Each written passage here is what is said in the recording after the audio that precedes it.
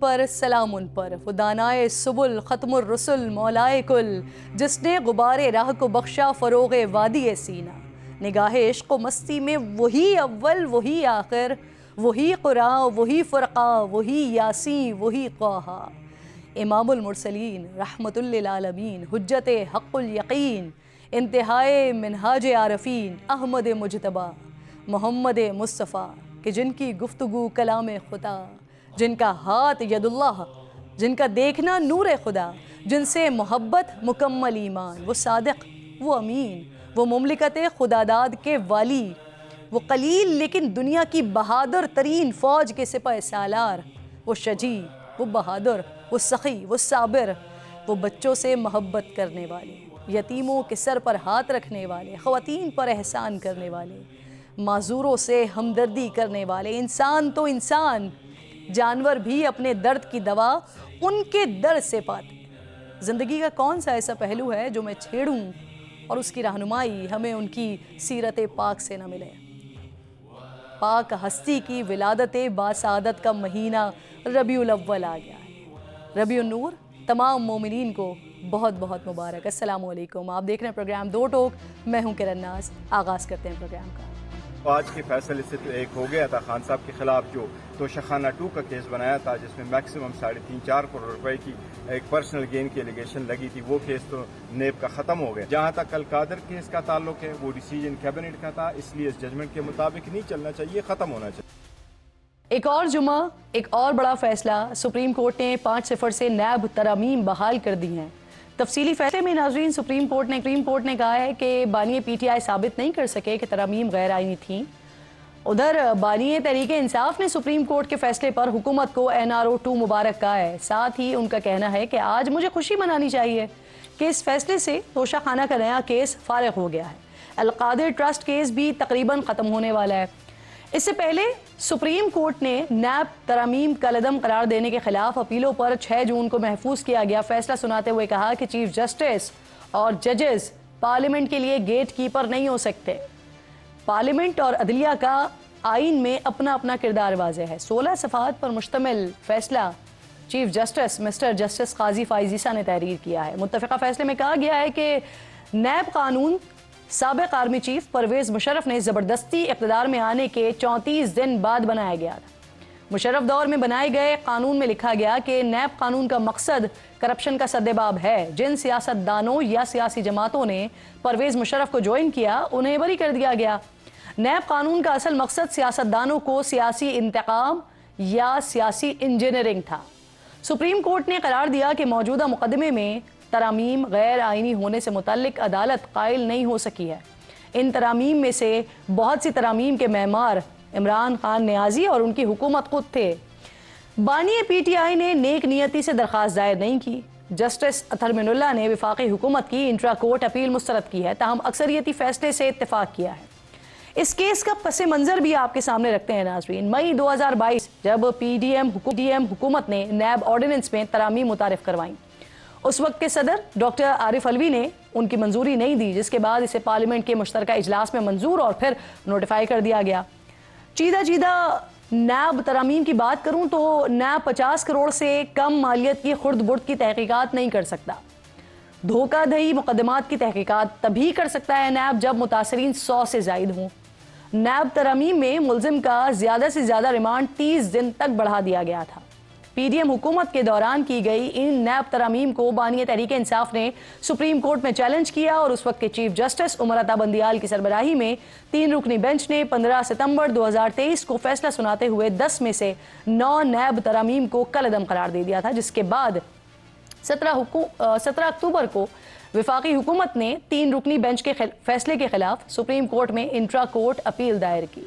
गुज़िश्ता साल नैब ने फरवरी में एक रिपोर्ट सुप्रीम कोर्ट में जमा करवाई, जिसमें 2019 से जून 2022 तक नैब ऑर्डिनेंस में तरामीम के बाद वापस किए गए रेफरेंसेस की तफसीलात दी गई। इस लिस्ट में राजा परवेज़ अशरफ, यूसुफ रजा गिलानी, शौकत तरीन, शौकत अजीज़, आसिफ अली जरदारी, नवाज शरीफ, सलीम मांडवीवाला, शहबाज शरीफ, हमजा शहबाज और दीगर हाई प्रोफाइल्स नाम शामिल थे। इसके बाद 1 सितंबर 2023 को भी सुप्रीम कोर्ट में एक और रिपोर्ट जमा करवाई गई, जिसमें 1 जनवरी से 1 सितंबर 2023 के दरमियान ट्रांसफर और वापस भेजे गए रेफरेंसेस की तफसीलात थी। इसमें शाहिद खाकान अब्बासी और आसिफ अली जरदारी के नाम शामिल थे। इन अहम मामलात पर बात करने के लिए मेरे इंतहाई मोअज़्ज़ज़ मेहमान हैं, साबिक़ वज़ीर आज़म हैं, इस वक्त कन्वीनर है अवाम पाकिस्तान पार्टी के शाहिद खाकान अब्बासी साहब मुझे प्रोग्राम में ज्वाइन कर चुके हैं। बहुत शुक्रिया। अस्सलाम वालेकुम अब्बासी साहब। सर, सबसे पहले तो मैं ज़रा बात करना चाह रही हूँ, नैब तरमीम जो है वो आज बहाल कर दी गई हैं। खान साहब इसी मामले को लेकर अदालत गए थे, उनको लगता था कि शायद पाकिस्तान पीपल्स पार्टी को और पाकिस्तान मुस्लिम लीग नून को इन तरामीम का फ़ायदा होगा, लेकिन अब ऐसा लगता है कि शायद उन्हीं को ही इसका फ़ायदा होने जा रहा है, क्योंकि तरामीम बहाल होने से वो जो 190 मिलियन पाउंड वाला मामला है और तोशाखाना 2 वाला मामला है वो केसेस तो ख़त्म हो जाएंगे। तो क्या लगता है आपको कि हुकूमत जीत कर भी हार गई है? सर नहीं, यहाँ इस मामले में कोई नहीं जीता और कोई नहीं हारा। ये तरमीम पार्लियामेंट ने की थी और सुप्रीम कोर्ट को कोई इख्तियार नहीं था कि इसको रोके या स्ट्राइक डाउन करे, और तकरीबन 1 साल उन्होंने ज़ाया कर दिया जी। और उसका फैसला अब जाके आया है। बात यह है कि आपको इस इदारे को ख़त्म करना है, इन तरमीम से कुछ नहीं होगा। जब तक ये इदारा रहेगा इस मुल्क में कोई अफसर भी फैसला करने की पोजीशन में नहीं है। ये बात हुकूमत को समझनी चाहिए। तो ये एक लाइन की है कानून बनाना कि रिपील करने, रोज नया कानून बना लेते हैं। एक लाइन का कानून है कि नया ऑर्डिनेंस 99 रिपील हो गया, बस खत्म हो जाएगा। इस फैसले के बाद इमरान खान साहब आपको बाहर आते हुए दिखाई दे रहे हैं, या फिर आपको लगता है कि कोई ना कोई और बंदोबस्त किया जाएगा और रखा तो अंदर ही जाएगा? देखिए, जहाँ तक मेरा तजर्बा है, सियासी लीडर कभी भी केसों में अंदर नहीं किए जाते। वो केस एक बहाना होता है उनको अंदर रखने का। तो ये केस खत्म हो जाएगा, और केस बन जाएगा। केस बनाने में पाकिस्तान में देर नहीं लगती जी। 1-2 घंटे में केस बन जाता है और उसकी हकीकत कोई नहीं होती, लेकिन 3-4-5 साल भुगते रहते हैं लोग। हमने भी भुगते हैं बहुत केस जी।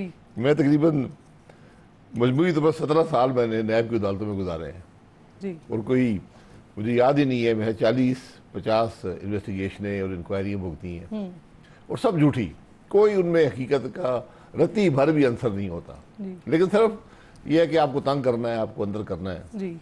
सर, आप जब नून लीग में थे तो उस वक्त ये भी कहते थे कि नैब और मुल्क साथ साथ नहीं चल सकते, बल्कि आपके पुराने साथी जो हैं साद रफीक साहब और दीगर रहनुमाओं की भी इसी तरह की राय थी। तो फिर उस वक्त नैब को ख़त्म क्यों नहीं किया जा सका था? सर नहीं की ना, इस हुकूमत में भी नहीं की।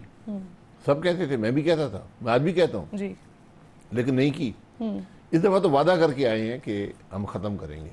इलेक्शन में ही वादा था जी, और इसके मैं हकीकत से आप बता रहा हूँ, इसको ख़त्म नहीं करेंगे तो मुल्क आगे नहीं चलेगा।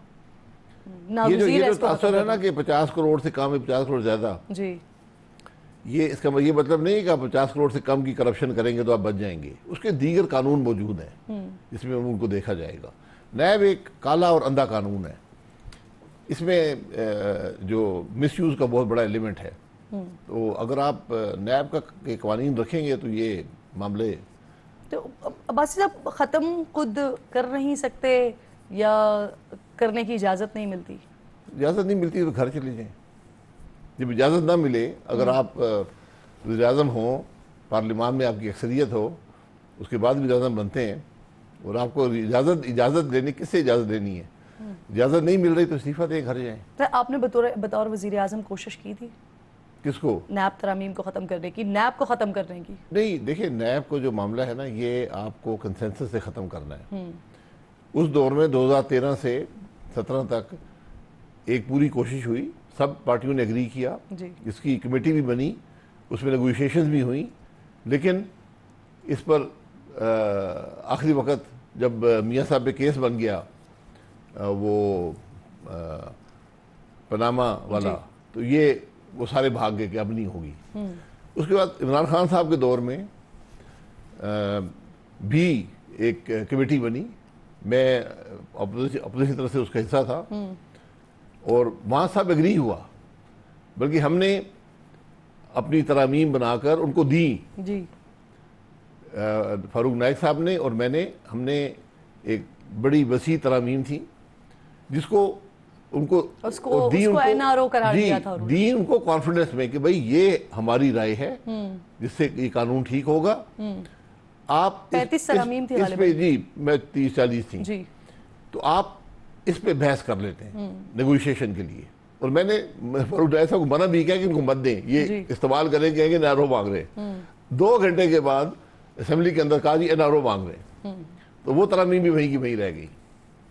तो इसको आज एक लाइन की तरमीम है, एक सतर की है, नैब ख़त्म कर दें। ये बदनीयती पे मबनी कानून था और सियासतदानों को तोड़ने और मरोड़ने के लिए सुप्रीम कोर्ट कह चुका है कि ये पॉलिटिकल इंजीनियरिंग का कानून है और हम आज मेरा 5वीं हुकूमत है उसको दिल से लगाए बैठी है।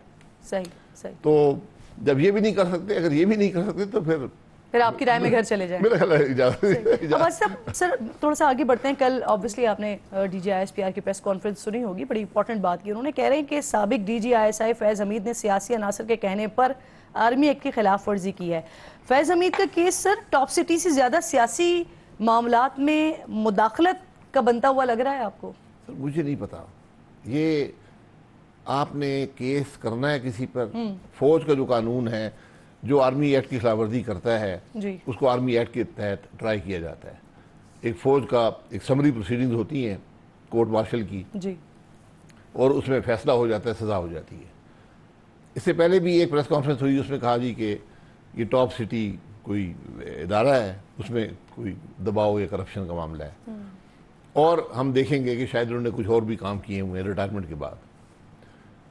ठीक है, अब उन्होंने कल कह दिया कि कल भी कोई डिटेल्स नहीं आई कि क्या किया रिटायरमेंट के बाद, बस कहा है कि वो भी प्रोसीडिंग करेंगे। चलें, वो आप कर लें, आपने फौजी अफसर हैं, फौज की कानून किताबें हैं, रिटायरमेंट के बाद भी कानून किताबें रहते हैं और उनका ट्रायल उस कानून के तहत होता है, किसी और कानून के तहत नहीं होता। सही सही। तो उनको बिल्कुल, अगर कोई आदमी कानून तोड़े, कोई भी कानून से बाला नहीं होना चाहिए, तो उनके खिलाफ कार्रवाई कर लें।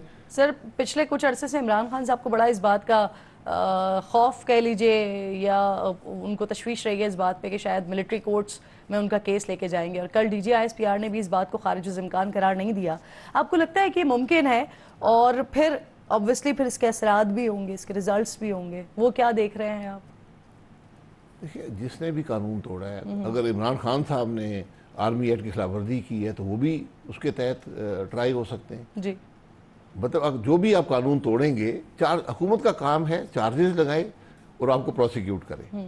ये क्या सारा ही जो है ना, ये ज़रा मुनासिब बात नहीं है।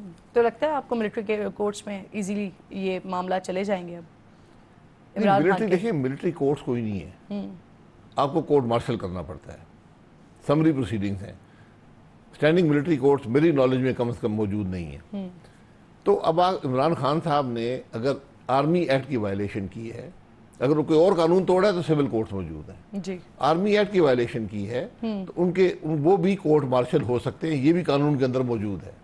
सर इमरान खान कह रहे हैं कि उन्हें डराया जा रहा है जनरल फैज़ के ट्रायल के हवाले से, और जनरल फैज़ जनरल बाजवा की इजाज़त से आते थे क्योंकि वो आर्मी चीफ के अंडर थे। जनरल बाजवा के बगैर जनरल फैज़ का ट्रायल जो है वो बड़ी बदनीयती है। कैसे देख रहे हैं आप इस स्टेटमेंट को? वो डिपेंड करता है कि चार्जेस क्या हैं। इसमें कोई शुबा नहीं है कि जो भी आर्मी ऑफिसर हैं, अगर ISI में हैं तो उनके 2 रिपोर्टिंग चैनल्स होते हैं, वज़ीर आज़म एक वज़ीर आज़म और एक जो टॉप के सतह के जो DG होते हैं जी। वो वज़ीर आज़म को रिपोर्ट करते हैं और as a army officer army chief को करते हैं। तो वहाँ पे अगर कोई उनको हुक्म मिला है जो उन्होंने सर अंजाम दिया है और वो कानून की खिलाफवर्जी थी तो फिर वो ट्राई हो सकते हैं। और उसमें एक और पहलू भी आता है जो बड़ा इम्पोर्टेंट है कि फौजी अफसर की 2 बड़ी जिम्मेदारियां होती हैं जी। उसको अगर एक लॉफुल ऑर्डर मिले, कानून के मुताबिक ऑर्डर मिले, उसको इम्प्लीमेंट करना उसकी जिम्मेदारी है। अगर वो नहीं करेगा तो उसके खिलाफ कार्रवाई हो सकती है आर्मी एक्ट के तहत। सही। इतना ही ज़रूरी, बल्कि जो मिलिट्री हिस्ट्री इसमें ये बताएगा कि उससे भी ज़्यादा ज़रूरी फौजी अफसर के लिए एक अनलॉफुल ऑर्डर को ओबे ना करना होता है।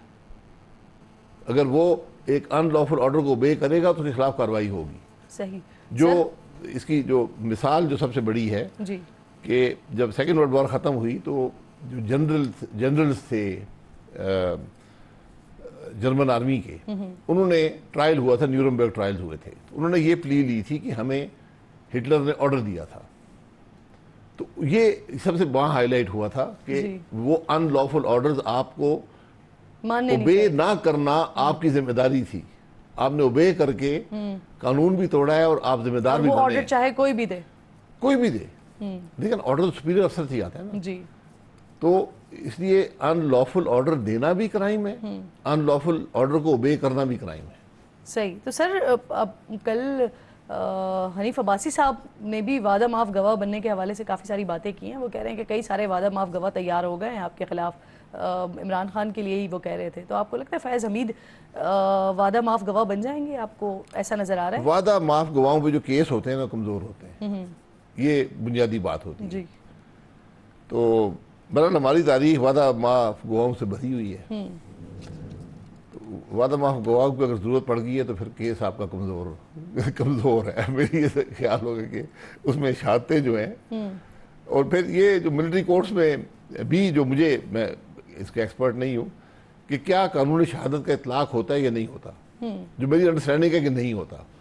तो वहाँ फिर वादा माफ गवाह हो या ना हो उसकी डिटेल्स भी नहीं आपको मिलेंगी, कौन वादा माफ गवाह था या नहीं था। जी सर, ये इस्लामाबाद में धरनों के हवाले से एक तरमीम आई सेनेट में, कौमी असम्बली में मंजूर हो गई। मियाँ साहब के करीबी साथी हैं सेनेटर इरफान सदीकी साहब, उनकी तरफ से ये पेश की गई है। क्या ज़रूरत पेश आई होगी सर उन्हें कि उनको ये बिल पेश करना पड़ा, और फिर आपको लगता है कि आगे चलकर ये नून लीग के अपने ही गले नहीं पड़ जानी है? ये फरसूदा से कानून बनाने की हम कोशिश करते रहते हैं, कवानीन आपके पास मौजूद हैं। तो इस्लामाबाद में ख़ास तौर पर धरना आप किसको कहते हैं? धरने की कोई डेफिनेशन कानून में नहीं है। ये राइट है आपका to demonstrate within the bounds of the law. जी, उसकी परमिशन लेनी पड़ती है। परमिशन ना मिले फिर आप करें तो कानून वैसे ही टूट जाता है। आपने ये कानून धरना बनाया हो या ना बनाया हो। तो ये हम मुख्तलिफ चीज़ें करते रहते हैं। अब आप किस किस को प्रोसिक्यूट करेंगे? जी, अब आप देख लें यहाँ पे, अब ये आपके सामने ही है, ये आपके दफ्तर के बाहर कोई 20 कंटेनर रखे हुए हैं। तो बिल्कुल ऐसा ही है। तो ये एहतजाज का तरीका है। बहुत से ममालिक ने एहतजाज की परमानेंट जगह बना दी है पार्लियामेंट के करीब। जी, तो हम भी बराबर ये डी चौक को बना दें, जिसने एहतजाज करना हो यहाँ पर आकर एहतजाज करके घर चले जाया करें। एहतजाज का मौका दे लोगों को, लोग तंग हैं। सही, या तो काम करें, उनके मसाइल हल करें, या फिर एहतजाज से तो ना रोके ना। अच्छा, पीटीआई को ऐसा लगता है कि इस बिल के पीछे उनका बेसिकली रास्ता रोकने की कोशिश की गई है? नहीं, इससे किसी का रास्ता नहीं रुकेगा। नहीं रुकेगा जी, कोई नहीं रुक सकता, क्योंकि जो लोग गैर कानूनी एहतजाज कर रहे हैं, परमिशन नहीं ली, तो उनको इस कानून क्या ये कानून दिखाते रहेंगे? वो तो कानून के बगैर आए। 10 साल तक की सजाएं हैं कानून बहुत सारी मौजूद है। हमारे मुल्क में क्लैशनिकोव पे उम्र कैद की सजा है जी। हर दूसरे आदमी ने गैर कानूनी क्लैशनिकोव रखी हुई है बगैर लाइसेंस के। कभी किसी ने आपने पकड़ा किसी को? जी बिल्कुल ठीक। सर, महमूद खान उचकज़ई साहब ने दावत दी है आपको अपोजिशन इत्तेहाद में शामिल होने की, सोच रहे हैं? नहीं, मेरे दोस्त हैं, जब भी इस्लामाबाद आते हैं मुलाकात होती है, उनसे मुलाकात हुई तो तबादला ख्याल होता है सियासत पे जी। तो उन्होंने जो बातें की मैं मुकम्मल तौर पे उससे इत्तेफाक करता हूँ कि मुल्क आइन के मुताबिक चलना चाहिए जी।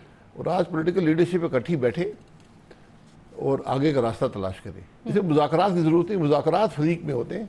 यहाँ तो मुल्क है, यहाँ पे कोई फरीक हम इलेक्शन में होते हैं, उसके बाद मुल्क को चलाने के लिए आगे की बात करें।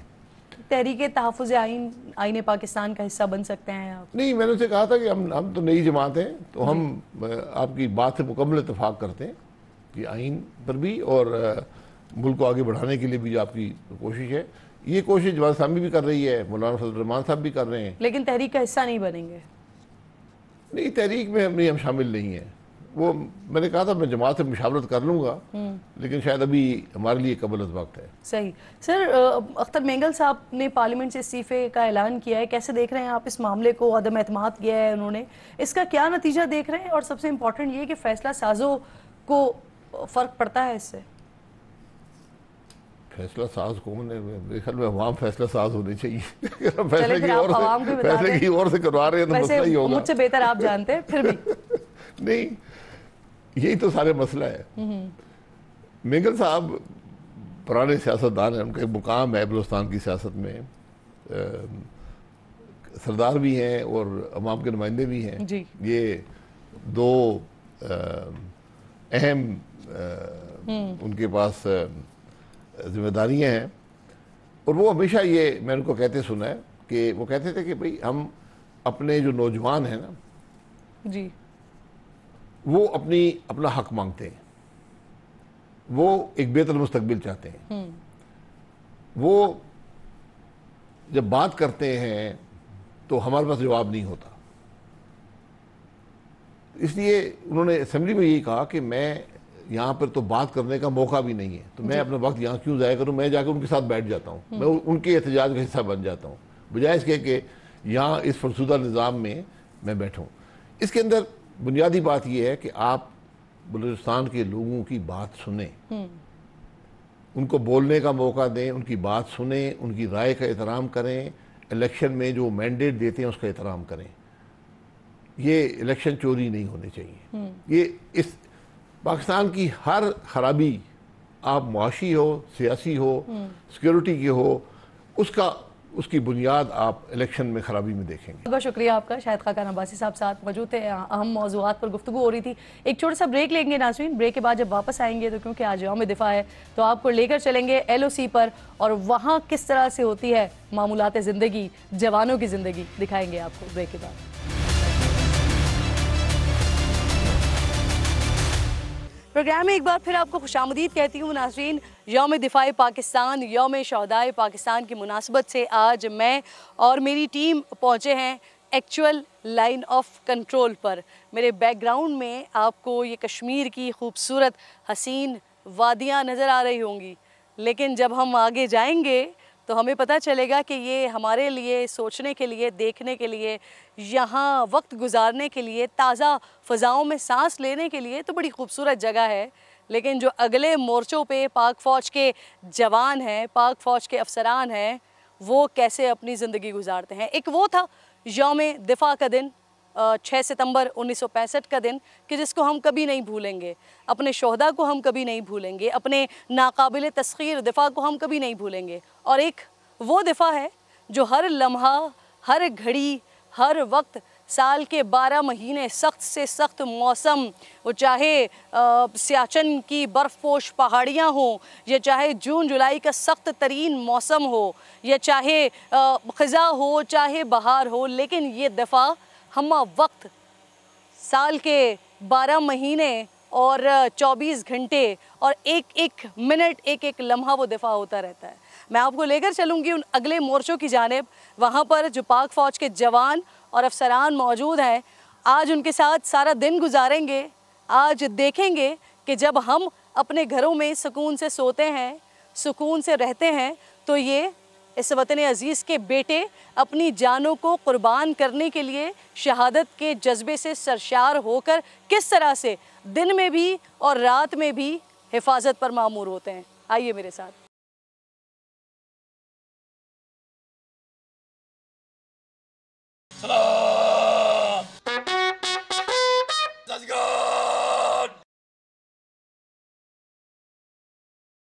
गोलियों की तड़तड़ाहट जब गूंजती है तो हम तो बड़े खुश होते हैं कि पाकिस्तान आर्मी के जवान जो हैं वो अपने निशाने के ऊपर नज़र रखे हुए हैं, लेकिन जो ये निशाना नज़र रख के बैठे हुए होते हैं उनसे ज़रा बात भी कर लेते हैं। जब आप टारगेट कर रहे होते हैं तो जहन में क्या होता है कि ये दुश्मन के सीने में जा रही है गोली?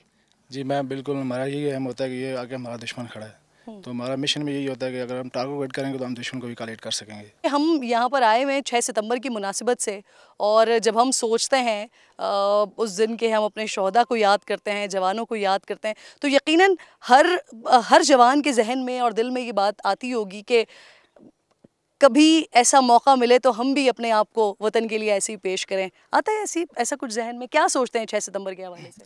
6 सितंबर हमारे लिए एक बहुत अहम दिन है। इस दिन हमारे शोहदा ने कुर्बानियाँ दी हैं अपने वतन की हिफाजत के लिए।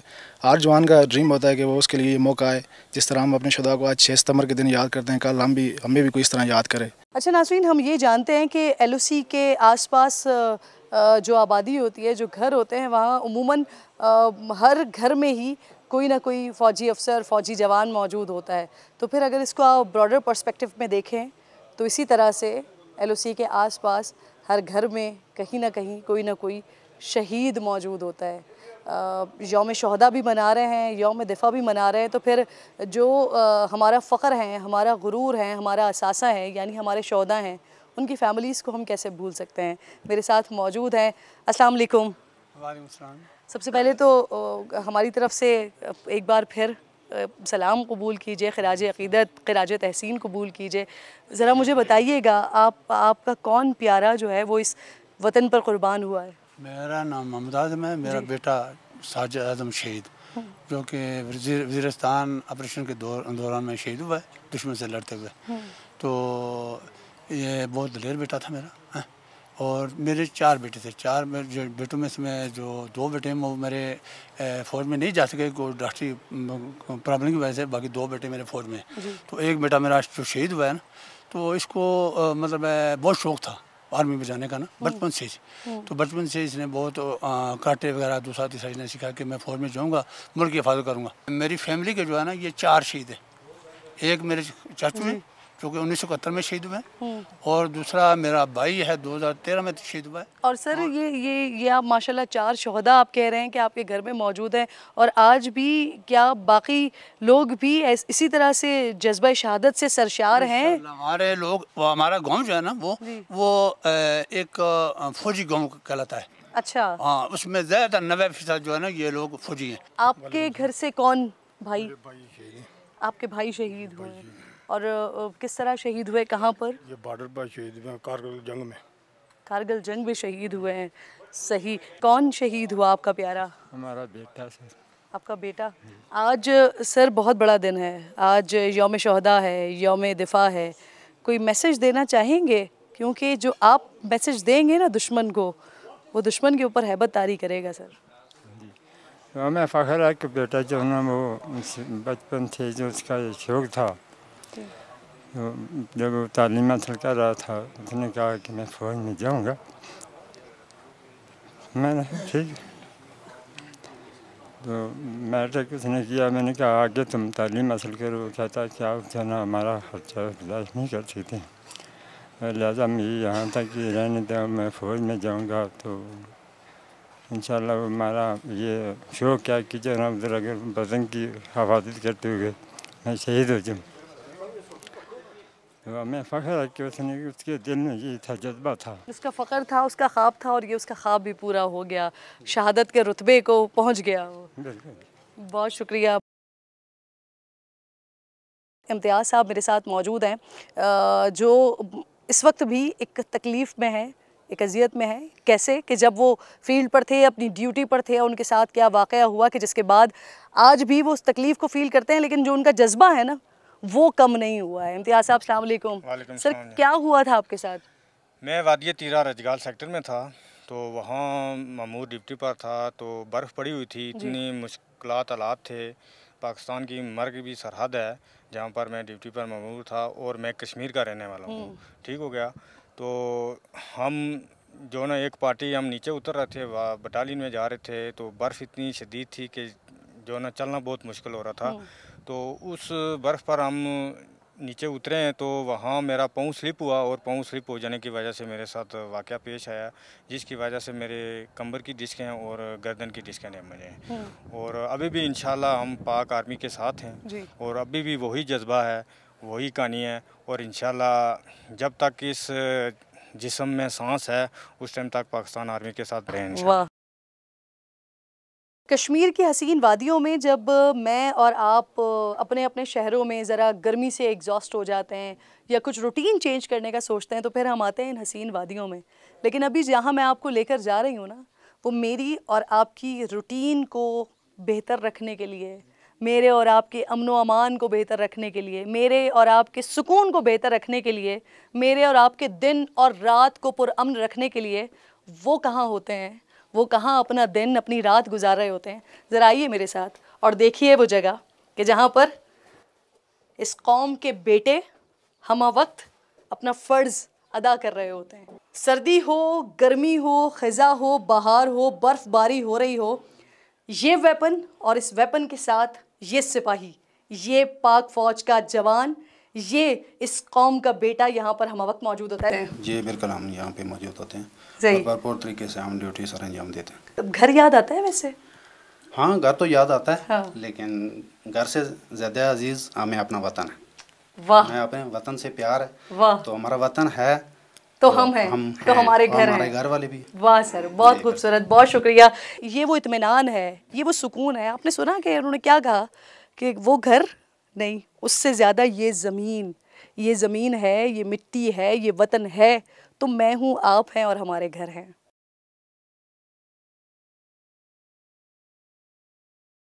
क्या रूटीन होती है आपकी? ये सारा टाइम यहाँ पर होते हैं और क्या करते हैं? ये आपका आई थिंक रूम भी है यहाँ पर। ये मेरा रूम है और इस रूम से लेकर आगे ये मेरी पोस्ट का जो एरिया है, इसमें रात को मैं पूरी रात इस अपनी गार्डों के साथ होता हूँ और रात को मैं जागता हूँ और दिन को मैं सोता हूँ। दुश्मन की तरफ से अगर कभी कुछ कोई जुर्रत जसारत की गई और फिर डेफिनेटली जवाब तो हमारी तरफ से बड़ा मजबूत दिया गया होगा, लेकिन खुदा न खास्ता उसके नतीजे में कोई कैजुअल्टी हुई या अगर जवान ज़ख्मी हुए तो फिर क्या किया? रात को किस तरह से आप लेके जाते हैं, क्या करते हैं?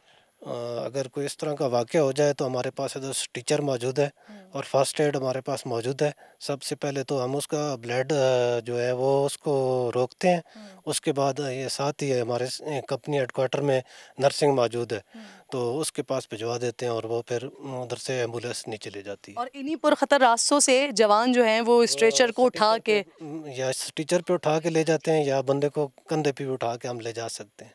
सही, क्योंकि स्ट्रेचर भी लेकर वो 4 बंदे चलते हैं तो थोड़ा रास्ता मुश्किल है, तो हम अकेला बंदा भी उठा के ले जा सकते हैं। अगर आपकी इजाज़त हो, क्योंकि आपका ये कमरा है, तो अगर मैं आपका कमरा देखना चाहूँ, क्या आपकी इजाज़त है? प्लीज़ आप मैडम देख सकती हैं। प्लीज़ ज़रा आइए और देखें कि यहाँ पर जवान अपनी ज़िंदगी कैसे गुजारते हैं जब सरहदों की हिफाजत पर मामूर होते हैं। तो ये एक कमरा है, ये मिट्टी का कमरा, मिट्टी से बना हुआ ये कमरा, और इस कमरे में फैसिलिटी कह लीजिए आप, ये फैसिलिटी, और शायद इन सोल्जर्स के लिए ये जो बिस्तर है जिसको आप देख सकते हैं कमरे को, तो इनका जज्बा शायद इस बिस्तर को मखमल से भी ज़्यादा कीमती बना देता होगा। ऐसा ही है सर? जी जी बिल्कुल। बहुत ये जब हम रात को ड्यूटी दे के सुबह आराम करने के लिए आते हैं तो हमें इधर बड़ी सुकून की नींद आती है और हम इधर ऐसे महसूस नहीं होता है कि हम घर में हैं या फ़ौज में। ये इस तरह का कमरा और इस तरह का बेड लगा हुआ और इस इतने मुश्किल एरिया में, और ये आप मेरे बैक साइड पे देखें तो टीवी लगा, LCD लगी हुई है, तो ऊपर डिश लगी है, ख़बरें सुनते हैं हम, सारा कुछ जी प्रॉपर देखते हैं। और ये मेरे पीछे देखें तो पंखा लगा हुआ है। वैसे पंखे की यहाँ पे ज़रूरत नहीं है, इतना ठंडा होता है, लेकिन फिर भी ये थोड़ी वो मक्खी और मच्छर की वजह से हबस बन जाती है, उस वजह से हम ये पंखा भी चलाते हैं रात। बिल्कुल ठीक। यौम दिफा पर मुल्क का दिफा कैसे हो रहा है, सारे दिन की एक्टिविटी हमने देखी, कहाँ कहाँ कैसे कैसे डिप्लॉयमेंट है, क्या कुछ हो रहा होता है, कैसे अपने टारगेट के ऊपर नज़र रखी हुई होती है, दुश्मन के ऊपर नज़र रखी हुई होती है।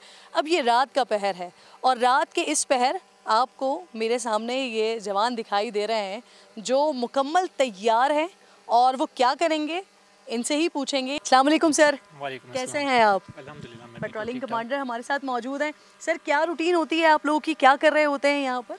पेट्रोलिंग में हम यहाँ पे पोस्ट से निकलते हैं और टेक्निकली मूव करते हुए हम जाते हैं दुश्मन की नकलो हरकत को मॉनिटर करने के लिए, और अगर कोई दुश्मन कोई कार्रवाई करता है तो उसको फौरी जवाब देने के लिए। इसकी ज़रूरत क्यों पेश आती है? क्योंकि मैं जितना ये रूट अभी कवर करते हुए आई हूँ, देखते हुए आई हूँ, तो जगह जगह तो पोस्ट मौजूद हैं, तो ये पेट्रोलिंग की ज़रूरत यहाँ पर क्यों पड़ती है? क्या चीज़ आप लोग कवर कर रहे होते हैं? एक तो पोस्टों के दरमियान का जो एरिया है जहाँ से दुश्मन नकलो हरकत कर सकता है, तो उसको कवर करने के लिए हम पेट्रोलिंग करते हैं। आप थ्रेट के बिल्कुल फ्रंट पर होते हैं, वो जो सीना सपर होने वाली बात है वो बेसिकली आप लोग होते हैं बिल्कुल फ्रंट पर। बिल्कुल ऐसे ही है मैम। बहुत शुक्रिया।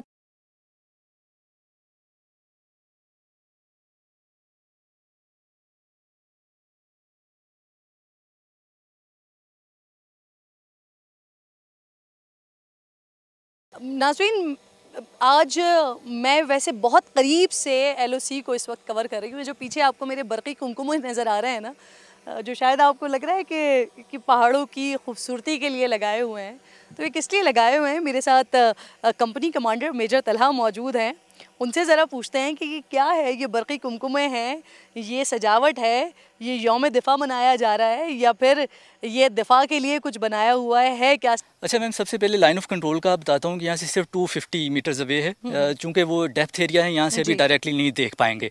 लेकिन बरक़ी कुमकुमों का आपने जिक्र किया है, ये एनिमी की पोस्टों के सामने उसने सिक्योरिटी लाइट्स इंस्टॉल की हुई हैं, यहाँ पे उसके सिक्योरिटी कैमराज भी हैं और पोस्ट के बीच को वो गार्ड करने के लिए पेट्रोल्स भी रन करता है।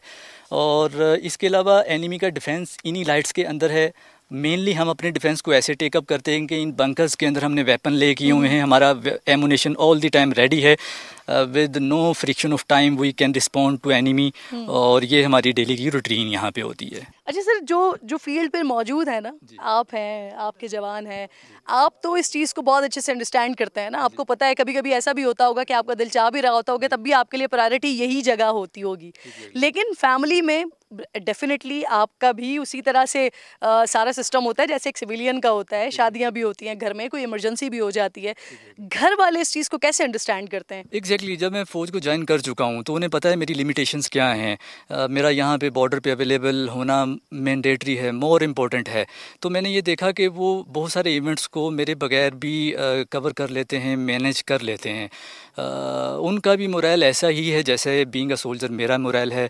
और जैसे अगर मैं टाइमली किसी इवेंट्स पे, फैमिली इवेंट्स पे नहीं पहुंच पाता हूं, तो जैसे मैं भी अकामोडेट करता हूं, तो दे हैव लर्नड आल्सो कि वो कैसे इस चीज़ को मैनेज कर पाते। अभी हम बातचीत कर रहे हैं यौम दिफ़ा के मौका पर, और इसको रेफरेंस करते हुए मैं बताऊंगा कि अगर हम पास में चले जाएं तो 6 सितंबर 1965 हमारी डिफेंस फोर्सेस ने एनिमी को उनके जो अज़ाइम थे उस पर उनको रिपल्स किया और अपने बॉर्डर को डिफेंड किया।